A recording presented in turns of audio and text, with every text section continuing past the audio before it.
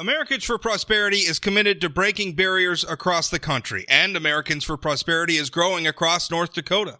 By calling on lawmakers to reduce taxes, spend less, improve health care, and provide second chances, we can empower all North Dakotans to rise. We're fighting for you. Join us today so we can make North Dakota the best state to live, work, and raise a family. Americans for Prosperity paid for this ad.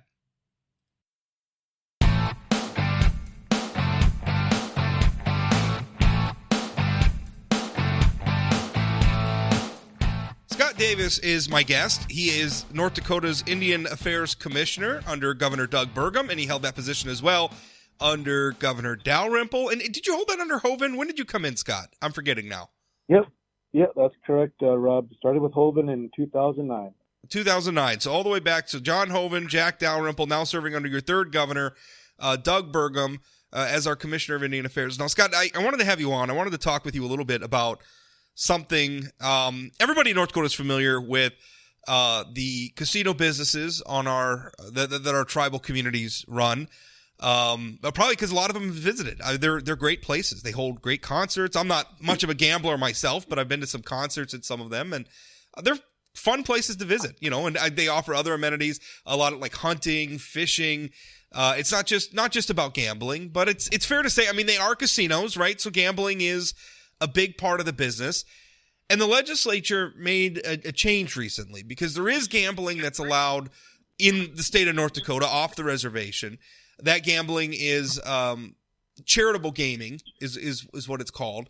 And it's very, very limited in scope, but it is a big business. And it's been growing, not least because in 2017 the legislature allowed what is called electronic pull tabs or e-tabs, which there are some differences, but I think for practical purposes, as a practical matter, using them, they operate basically like a slot machine, which if you've ever been to Las Vegas or any casino really, is one of the most popular forms of gaming.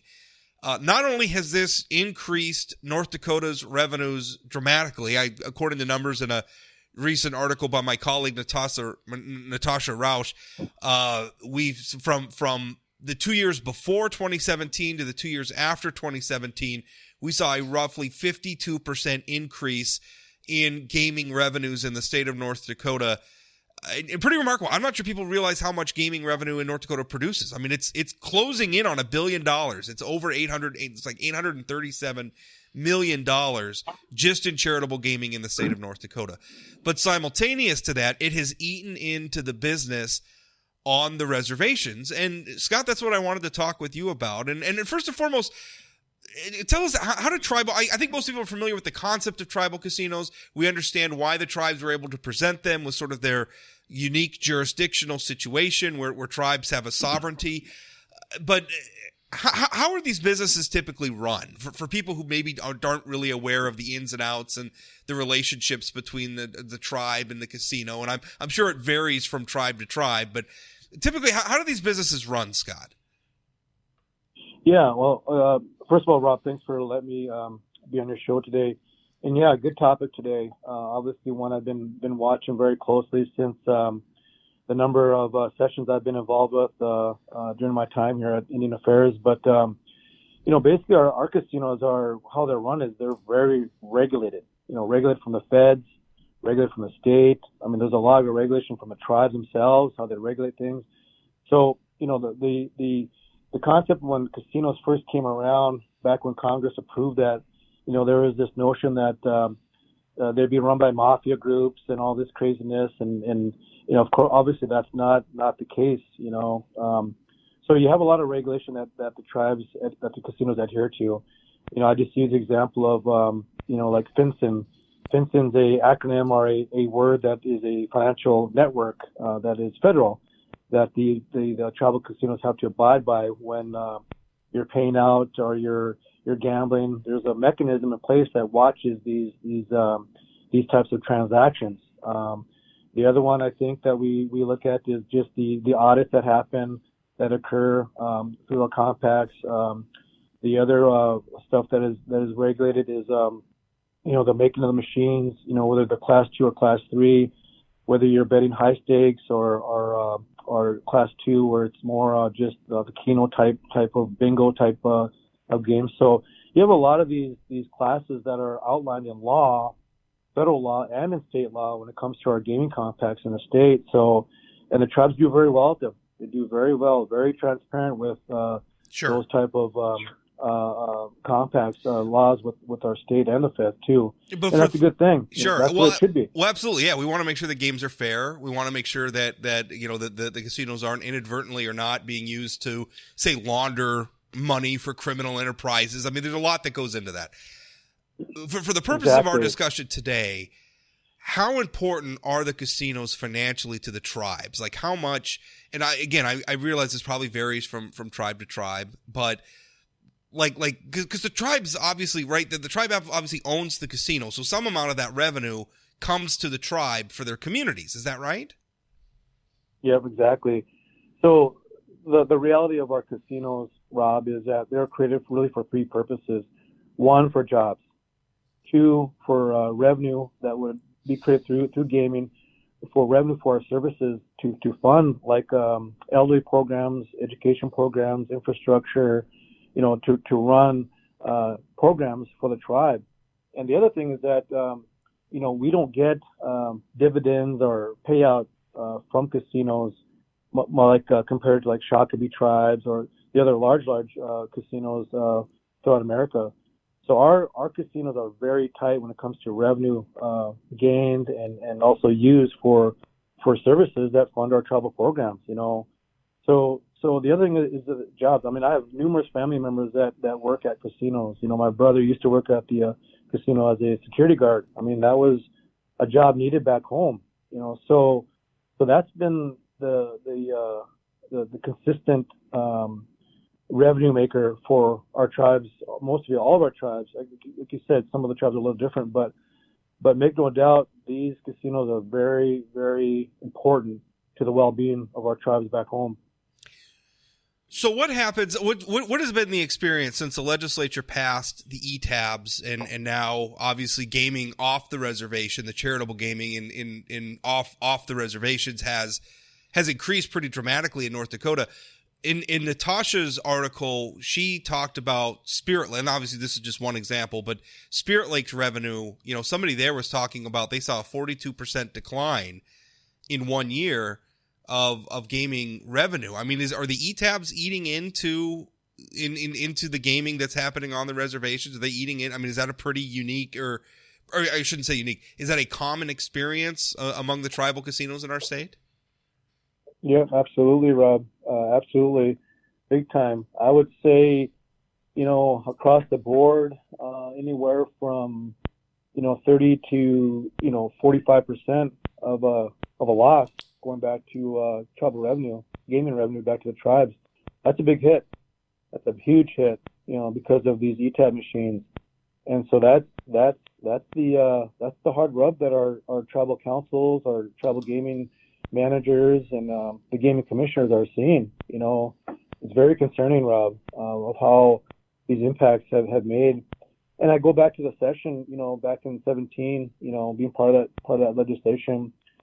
I think along with the legislators who were involved in that policy and that change, we were under the assumption that these would be regulated and that it wouldn't, have this casino creep, if you will. It wouldn't explode, if you will, as we're seeing it now.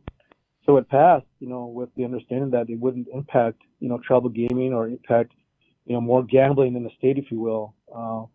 But it certainly hasn't been that. It's been the opposite. And so now we're at a time where, the tribes are seriously looking at other ways of how are we going to, counteract this? How are we going to make this more fair, when it comes to gambling?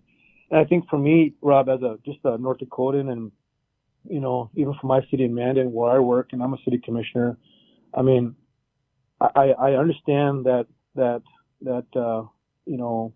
some of these machines are allowed, but my concern as a North Dakota citizen is that, I don't like gaming. Gaming has its place in the state. We have our casinos, we have our charitables, we have our lottery. Those are three things I look at when it comes to like gambling in general. And it's very fine. It's a fine line between that. when it comes to business sense and that the economics behind that. Now with this, now you're disrupting a lot of that. You're disrupting that smooth running oiled machine, if you will, that we've had for a long time in the state. So that concerns me. That my worry as a North Dakotan that we're going to see, like other states, a little mini casino in every corner of the street. I don't like that. You drive through Montana. You drive through Montana. Every convenience store is a casino, right? They have a room in the back with some machines or whatever it is. That's just me personally, Rob. I don't like that. I don't see that. I mean, For one, I don't gamble either. That's just me. But that's my concern. And the other concern I have is, these machines are not regulated like the tribes. I mean, there has been numerous talks and stories about money laundering. When it comes to the drug activity in the state, human trafficking in the state, those issues are real.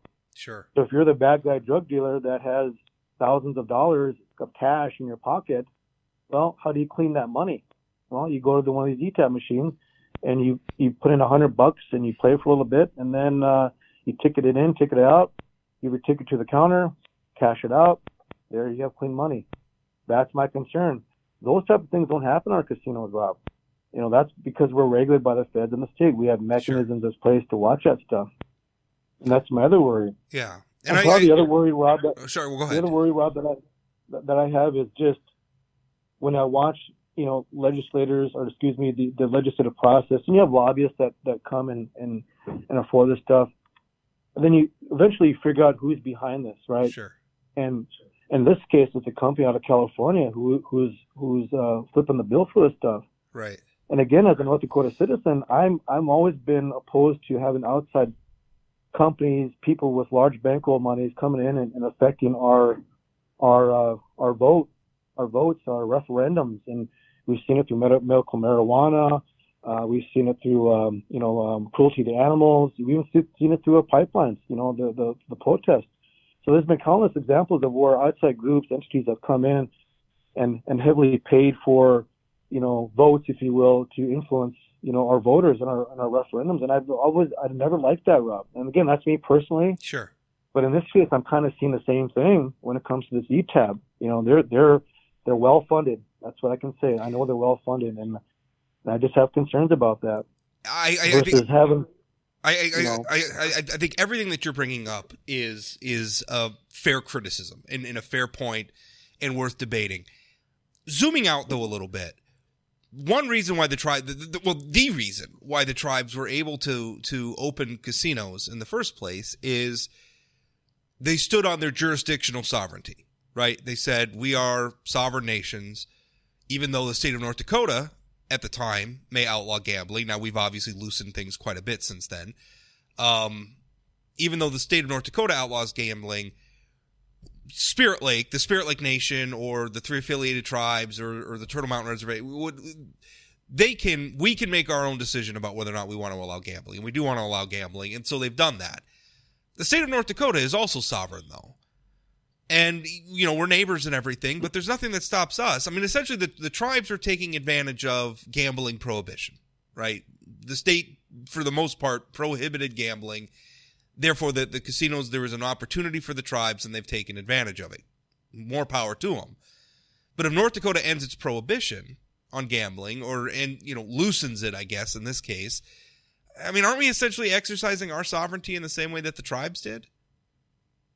Oh, yeah, absolutely, Rob. That's the beauty about state sovereignty. I'm a big believer in state sovereignty as well, sure. as well as tribal sovereignty, obviously. Right, as am I. I mean, I supported the tribes. Yep. Being able. I support a lot of the things that the tribes do. It's their area, and obviously we want to be good neighbors and everything. But yeah, I mean, they're sovereign; they can make these policies. But then so can the state of North Dakota.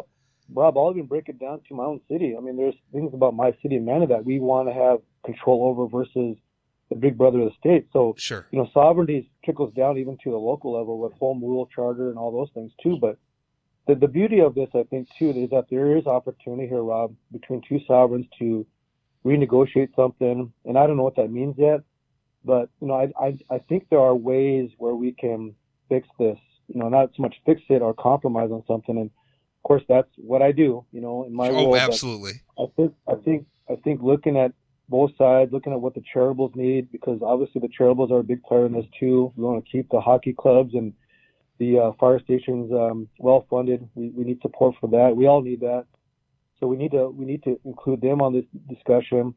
So what's fair and what's limited, what's regulated, Well, what is that? What is that? I mean, So do you how have do you, some ideas of what that looks like? I mean, because I don't think I don't think you're going to turn a lot. You're going to convince a lot of people who are pro gambling, and I am. I'm a libertarian. I don't gamble myself, but I'm a libertarian, and so I kind of feel like if people want to gamble, they should just be able to gamble, and if people want to run gambling businesses, hey, let's regulate them and everything, but let's let it happen. I mean, that's kind of where I'm at, even though I don't really have any interest in gambling myself. It's just not something that interests me. I'm in favor of legalizing it, and I think if the tribe said, hey, don't legalize gambling, North Dakota, because you're going to take business away from us, I think a lot of people are going to say, well, you built a business model on prohibition, and now we're doing away with the prohibition, and, things change. Are there compromises where that would allow the tribal communities? I mean, what are you talking about? I mean, what compromises do you see as maybe fixing this? well, I think understanding that, going back to the first session in 17, we thought, and there was a cap on these machines per property, I'll say. And, and I think that's one area that needs to be looked at is how do you cap, machines across the state per property? I think that's one way to look at it. The other thing is, the regulation. These things got to be regulated, Rob. I don't care if you're libertarian or left or right. I mean, I think we all would agree that these machines have to be regulated of some sort. Of how these transactions are happening. That has to happen. The other thing I think is there's other ways. I think that properties could be using pull tab machines in the use of tablets. I've come to find out there's a tablet type of mechanism that you could use to use in lieu of a e-tab machine, because these e-tab machines are they're just slot machines, Rob. I'll just say it. They look Sure. and feel like it. I mean, they are. So that experience, I think, what the tribes are saying is that you're taking that experience away from the casino properties, where that's where you go to play and have a good time. So I think those are things that I look at. The other things that I think have been on the table throughout this time has been casinos outside of the reservations. Okay, and we've opposed those because I think going back, there is a place for casinos, and we've always agreed, state and tribe, and all in between, that they belong on reservations, not in Fargo, not in Grand Forks, not in Bismarck, and so wasn't there a push? Not, and I can't remember. But wasn't there a push where one of the tribes wanted to maybe get in a So this was several years ago now. I seem to remember one of the tribes wanting to build a casino off the reservation, like near Grand Forks or something like that. It was either Turtle Mountain or Spirit Lake. I'm forgetting which. But there was a push for that. It comes up once in a while. Sure. With a new chairman or a new council, they'll push something that. But we've held true that, like, okay, if you say, for example, like going back to Grand Forks, okay, well, if you put a casino in Grand Forks, that's going to compromise Spirit Lake and also the Minnesota tribes who are just adjacent to those areas too. So you don't want to do that either. So, but again, I think maybe there's a way to look at a casino off the reservation. I don't know. This is just Scott Davis talking. Sure. For a compromise, and I don't know what that is, but you know me, Rob, well enough that, we got to put things on the table. That's how these processes work when we go through negotiations. I think sports betting's in this conversation somewhere, shape or form. I don't know what that means either yet. Because that was an issue in the last session. The sports betting thing, and it ended up not going anywhere. Yep. But that doesn't mean that it's not going to continue to be an issue going forward too. Right. But I just want to push this is that, my talks with the tribal leaders, the governor, even with our legislators now, this is all on our radar. I mean, make no doubt, it's all on our radar. And there's value in, like, our committee, the Tribal State Taxation Committee, where you have the hierarchy of state and tribal leaders at this committee. Okay, let's start talking about this. Let's how do we regulate this? How do we compromise on this? How do we make it a win-win? How do we negotiate? That's the process I'm encouraging right now, because rather than litigate or somebody buying our legislation again or buying our referendum again. I don't. I'd Sure. rather not have us. We've been through plenty of those, Yeah. And at the end of the day, when those things happen, it sours relationships. Yeah. It sours those things, and nobody wins on that end. So. I don't, because that's what's important to me. I mean, that's what breaks. And listen, I'm a free market guy. And as far as I'm concerned, if North Dakotans, if it's the political will of North Dakotans, right? And certainly we can have a discussion about outside interests manipulating the process. That's always a concern. But if North Dakotans are generally in favor of loosening up gambling restrictions, I have a hard time saying that we shouldn't do it because we want to protect the tribe's casinos. And I say that with full empathy for the tribes and understanding that the status quo in 2020 is very much the result of historical injustices that we could spend days and days talking about, which are horrible. And, I don't want to hurt the tribes. I don't want to do anything that hurts the tribes. But on the other hand, if North Dakotans want to allow more gambling, it's just kind of, why shouldn't, if we're going to open it up, then why can't we just open it up for everybody and it just be competitive? And I know that's tough. That's tough for the tribes, but they built a business model on prohibition. And if that prohibition ends or gets loosened, it's going to hurt them, right? I don't know how we thread that needle, Scott.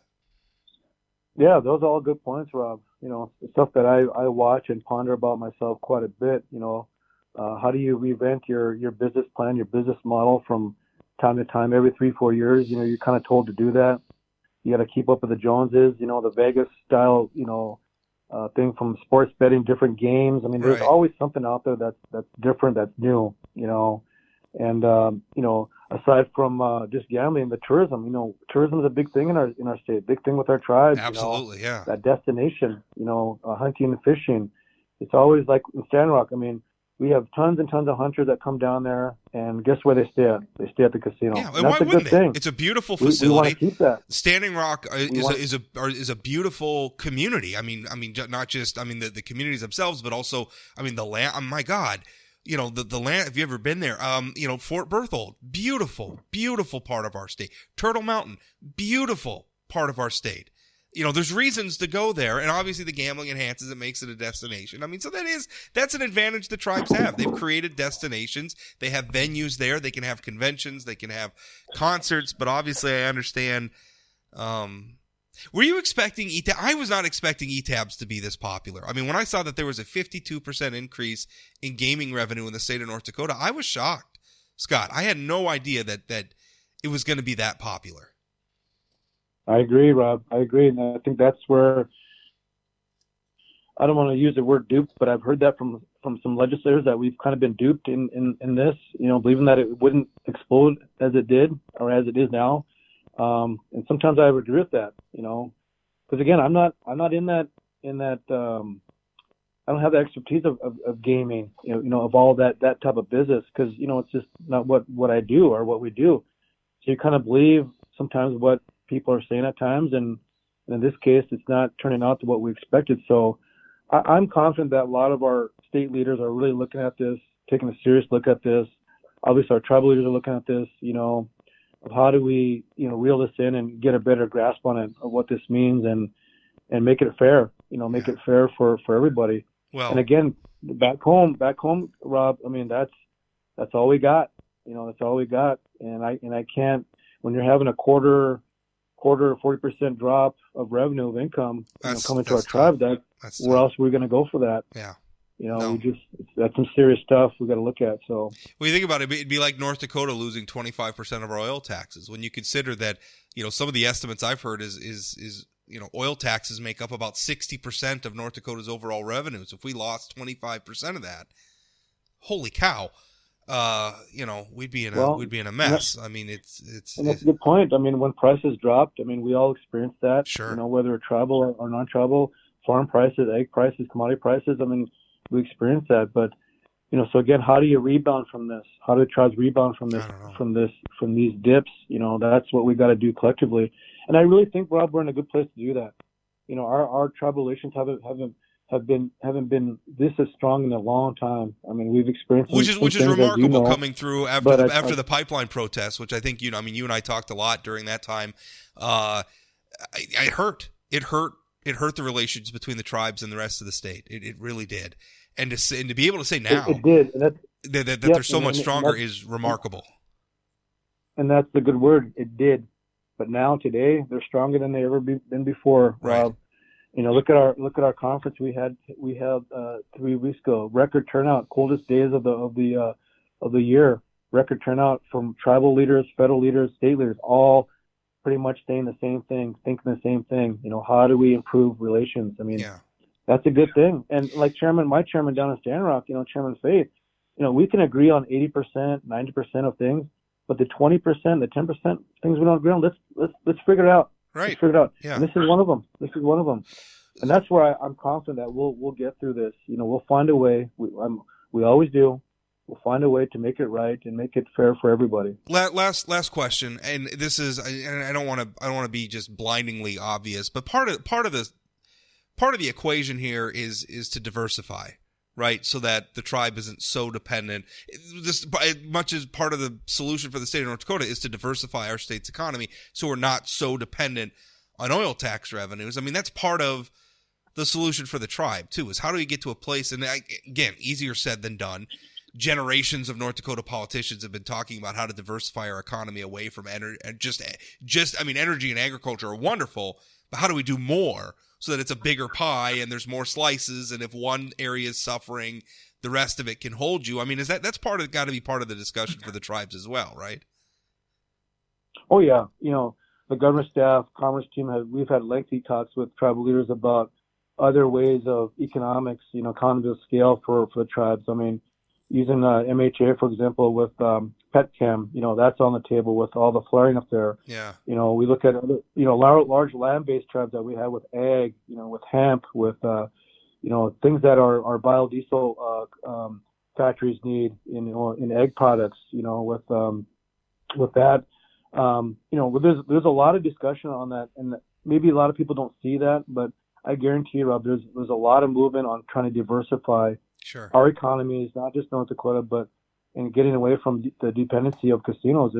And every tribal council goes to this. Every tribal chair goes to this about how do we put more jobs back home. I'm obviously not. Revenue. Yeah, I'm obviously not pointing out anything that I'm certain tribal leaders have not been grappling with for some time. But it's just obviously got to be part of the discussion. Scott, thank you so much for your time today. Appreciate it as always. Yep. Thank you, Rob.